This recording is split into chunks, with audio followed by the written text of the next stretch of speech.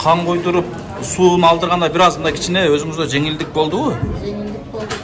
Жакшыбы? Азыр томографияга түшкөн атат буйруса, анан дагы толук кандай болду, эмне болду анын баарын сиздерге сурап беребиз. Албетте пациенттер көп, бейтаптар көп, көрүп бардыгы кезек-кезеги менен дегендей. Аллах таалам шифасын берсин иншалла. Томографияга кирип баратат.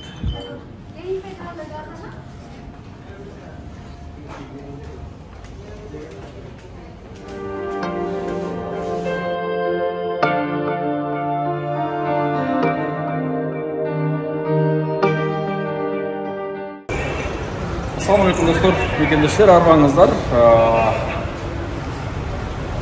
Бекзатты көрдүңүздөр. Чоң жигит болуп, мынакей кадимкидей бою өсүп, эт алып, сонун болуп, жакшынакай эмесин көрүп алып, мен азыр сүйүнүп, кубанып турган жайым. Индиядабыз, албетте, Индияда больницаларды, операция кылган больницасында дарыланып атат, Кудайга шүгүр. Денсаулык кандай, Бекзат? Жакшы элесиңби? Кантип калдың? Кадимкидей болуп калсыңбы? Чоң жигит болуп, сакал муруттар өсүп, үйлөнө турган жигит болуп, Эже кандайсыз? Денсаулык кандай? Жакшы? Кантип калдыңар? Кыйналып айтасыңарбы? Качан кайтайын дедиңер? Доктурлар качан рұқсат берсе шунда кайтабыз. Жакында рұқсат берилет да уже. Болушу мүмкүн 97 күн болот 5-күнү. 100 күн дегенде өзү операциядан кийин 100 күн жүрөсүңөр деген. Азыр ошо клеткасы ошо 99,8% иштеп атыптыр. 99 бүтүн ондон 8. Машалла, уже 100%га жакындап калыптыр да. Урматтуу достор, толук 97 күн мурда сиздер менен бөлүшкөн Бекзат мырзанын акыбалын көрүп атасыздар. Алла разы болсун. Ушул кичинекей бүртүганыбызга жардам бердиңиздер, көмөктөштөрүңүздөр, сиздердин көмөгүңүздөрдүн аркасында мына Бекзат кадимкидей жигит болуп, Кыргызстанга барар мен үйлөнөм карай жүргөндөй. Караштыра жүрүңүздөр. Мына ушундай достор, Индиядагы больница. Ушул больницалардын ушул Бекзаттарга, бейтаптарга жардамы аябай чоң. Рахмат барыңыздарга, Алла разы болсун. Assalamu alaikum, hurmatly mekendештер, кадырман кыргызстандықтар, арбаңыздар. Биз Ак ниет аманат коомдук кайрымдуулук фонду буйруса кайрадан Индиядабыз, албетте мекенибиздеги, өлкөбүздөгү ооруп аткан бир туугандарыбызга кызмат учурундабыз. Урматтуу бир туугандар, урматтуу мекендештер, сиздер билген, сиздер тааныган бул бейтаптар азыр Индиянын Борбору Дели шаарындагы больницалардын биринде дарылануунун үстүндө жүрөт. Мен бүгүн сиздерге өткөнкү сапар келген бейтаптарды кошо көргөзөйүн. Анан бул жакта жүргөнүмдө дагы ушундай бир баласы кыйналып, ооруп аткан бейтаптарыбыз дагы бул жакка чакыртып, колубуздан келишинче көмөгүбүздү көргөзүп, дарыгерлерге көргөзүп дегендей бир себепкер болуунун аракетин баштаганбыз. Мына ушул бейтаптарды азыр сиздер менен бөлүшөбүз. Динара эжекебиз азыр жаңы эле больницадан буйруса чыкты. Кече күнү биз сиздер менен бөлүшкөндө Динара эжекебиз больницага жаткырып аткан палатага, себеби ичинде суу топтолуп, суусун алдырды. Кече көрдүңүздөр, 5 литрден ашык суу алынган, биздин алдыбызда эле алынган, бирок түнү менен кан куйдуруп чыгыптыр. Кан куюу процесси багандай аябай жай болуптур. Таңкы саат 6-га чейин куюптур. Анан азыр томографиядан жаңы чыкты. Мына ушундай процедуралар өтүп атат. Эми жанагы донор маселесин даярдоо аракети болуп атат. Донорго болсо көрдүңүздөр, кече уктуңуздар, дагы кайталап кетейин. Бир жума диетага отургузду, анткени ошол боорду ушундай бир май каптап калгандыгы үчүн бир жума диета тамактарын жазып берди. Кудай кааласа бир жума диета кармагандан кийин кайра биз томография анализге түшөбүз. Анан өз нормасына келип калгандан кийин кудай кааласа операцияга киребиз деген ушундай үмүтүбүз бар достор. Бул бейтаптарды четинен сиздер менен бөлүшөйүн. Бул Максат агабыз, Жалал Абадтын тургуну. Мына кичинекей бала ушул же лейкоз эмес, же апластика анима эмес, бирок Кыргызстанда апластика анима деп диагноз койгон. Мына ошонун негизинде келген элек. Азыр бул бейтапта кандай эмне болуп атканын азыр өзү айтып өтсүн. Салам алейкум, кандайсыз? Ассаламу алейкум. Ден соолук кандай? Жакшы, Аллага шүгүр. Индияда кандай, жашоо кандай болуп атат? Баланын ден соолугу кандай? Кыйналып атасыздарбы? Индияда эми жашоо эми ошо кадимгидей эле Кыргызстандагыдай жашоо ошол. Анан эми баламны карап утуру анализ тапшырып атабыз. Пока жыйынтыгы чыга элек. Негизи өткөндө биз анализ тапшырганда, костный мосттон анализ алганда апластическая анемия жок деген ушундай эмени койгондо жыйынтыкта. Бирок кайра карап, эмне үчүн анда кан гемоглобин түшүп кетип атат, тромбоцит түшүп кетип атат, ошону тактайлы деп кайра повторный костный мосттон анализ алган. Анан анда болсо мындай деп атат, 10-20% ошол клеткалар иштебей атат экен. Анемия, апластическая анемия бар болуп калышы мүмкүн деп атат. 80% апластическая анемия жок дегенде болот. Бирок кайра ошо генетик анализ тапшырды. Ошол генетик анализден жыйынтыгы чыгып келгенден кийин толук айтылат деп атат буйруса. Ооба, ошондой болот. Бул анализдин жыйынтыгы 1 жума 10 күндө чыгып келет. Бул анализ чет башка жака жөнөтүлөт. Кудай калса, эгерде ошол положительный чыккан болсо, анда буда апластическая анемия жок. Трансплантациядагы жасалбайт деген ушундай алдын ала бир примерно эмесин айтып атат, жыйынтыгы мындай сөзүн айтып атат. Кудай каласа бир жакшы үмүт кылып турабыз. Операция болбочу да ушу дарылануу эле Кыргызстанга жөнөтсө дегендейчи. Атың ким эле сен? Мелис. Мелис? Кел, мына жерге келип сүйлөп берчи. Салам алейкум. Салам алейкум. Жакшы. Кандайсың? Жакшы. Катыраак сүйлө. Жөнөкөйдө сүйлөйсүң го. Ден соолук кандай? Жакшы. Жакшыбы? Бу Индия кандай экен? Индия жактыбы? Жакпадыбы? Эмнеси жакпады? İçinde bir neseyi. Түшүнбөй атам, катыраак сүйлөчү. İçinde bir neseyi. Neme oldu. Sonunda hangi neme kılıp hangi. Сени врачтар кандай карап атат? Мына ушундай достор, азыр бул баланын маселеси болсо мына ушундай. Ал эми бул Баяман мырзаны биз сиздерге буга чейин бир кыскача бөлүшкөнбүз. Баямандын кызы Айбике да мына ушундай оорунун бир түрү менен бул жерге оор акыбалда келген. Азыр дарыланып атасыздар. Салам алейкум. Алейкум салам. Кантип атасыңар? Аллага шүгүр, жакшы. Кызыңар кандай? Эми азыр дарыланып атабыз, химиясын алып атабыз, сухой химиясын алып атабыз. Жакшы эле жылыш бар буюрса. Бластлар түшсө, ошону күтүп атабыз, түшүнчү бластларды. Химияны жакшы кабыл албай атат азыр.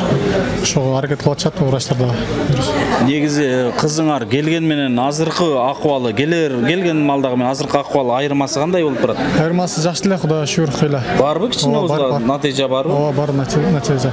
Эмнеге дегенде бизде келгенде бластлар көп болгон болчу, азыр уже бластлар азайып 13-14 болуп калды да. Буюрса дагы аз убакта түшөт буюрса.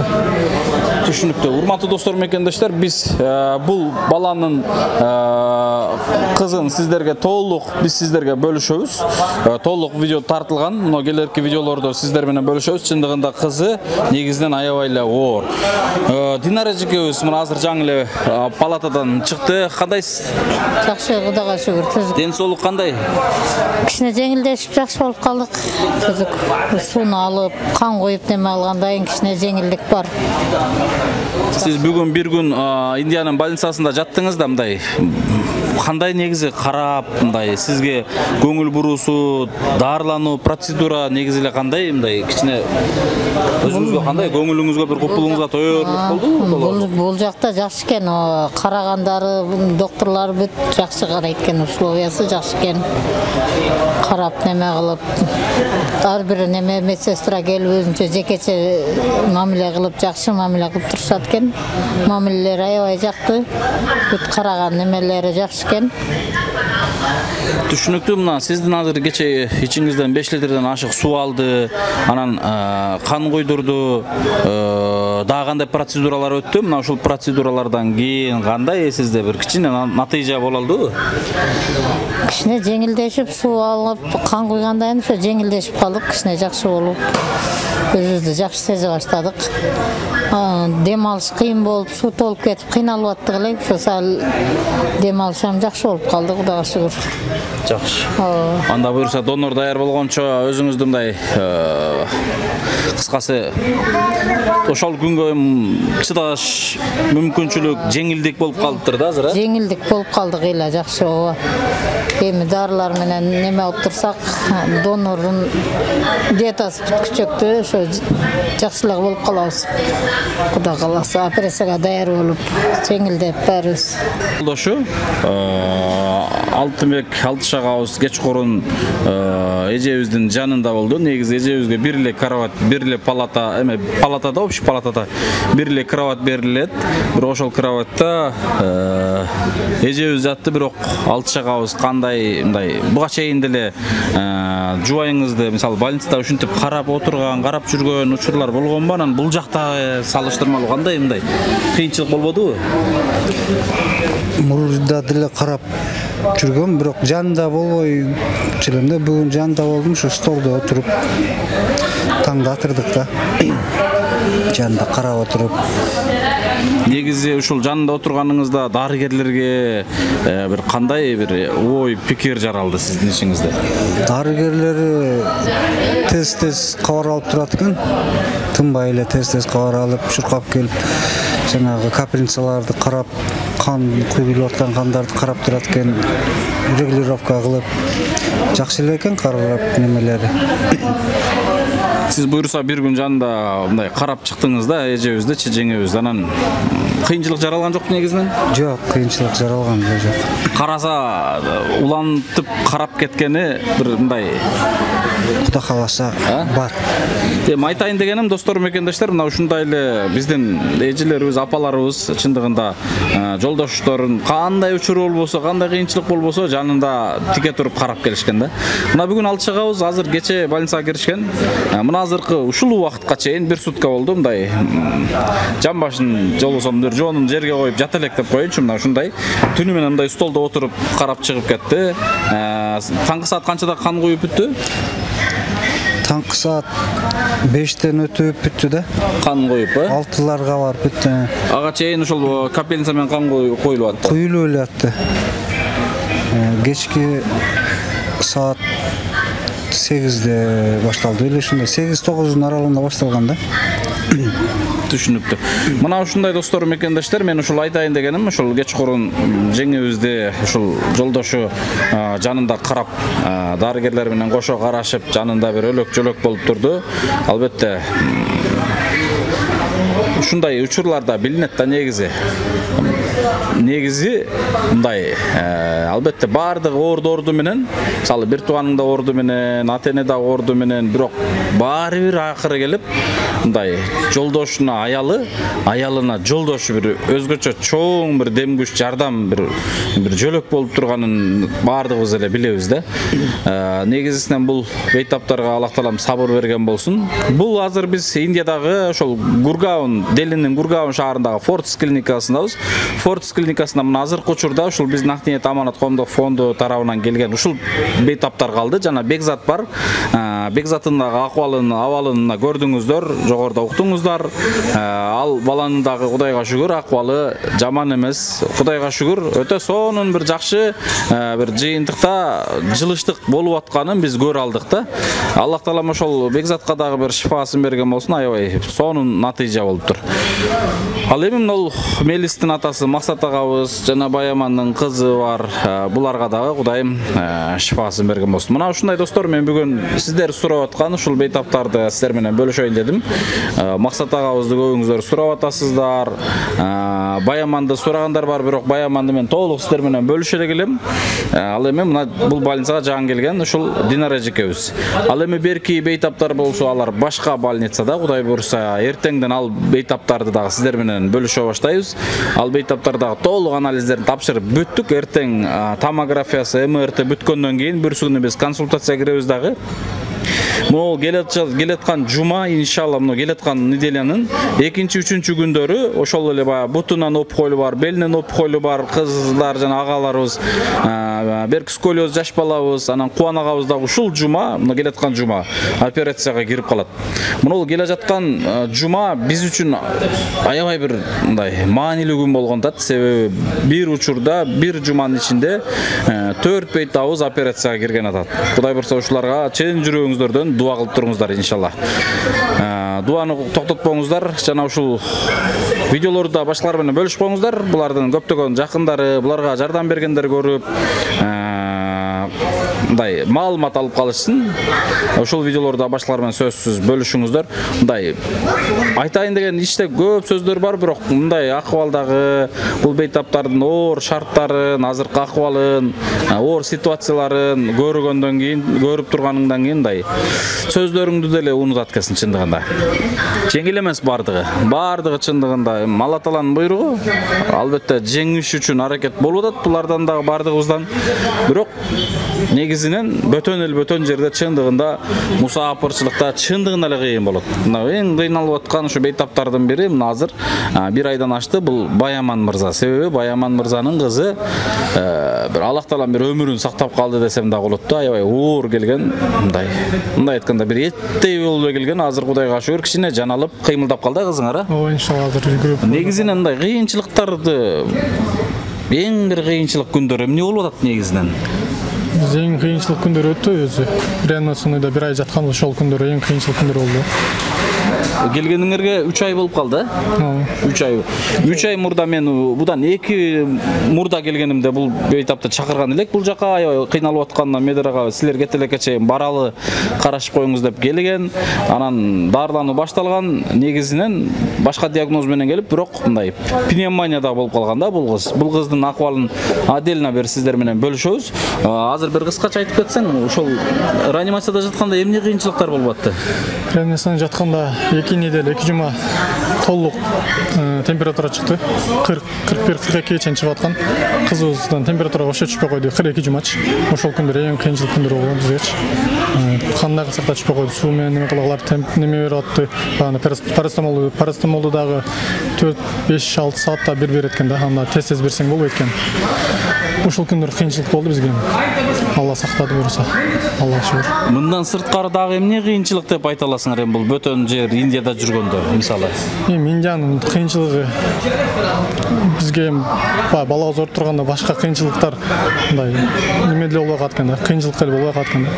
Эң кыйынчылыгы ушу балабызды сактап калалы деген эле ниетибиз. Иншалла ошол ниетте жүрөбүз балабызды. Калганы Көрсө баары Алладын чыдаса болот калганына. Чыдаса болот. Түшүнүктүү. Мына достор, көрдүңүздөрбү? Албетте аябай чоң маселе, чоң кыйынчылык турганда ага чейинки кыйынчылыктарыңдын баардыгын унутасың чындыгында. Эми Алла Тааладан баардыгы.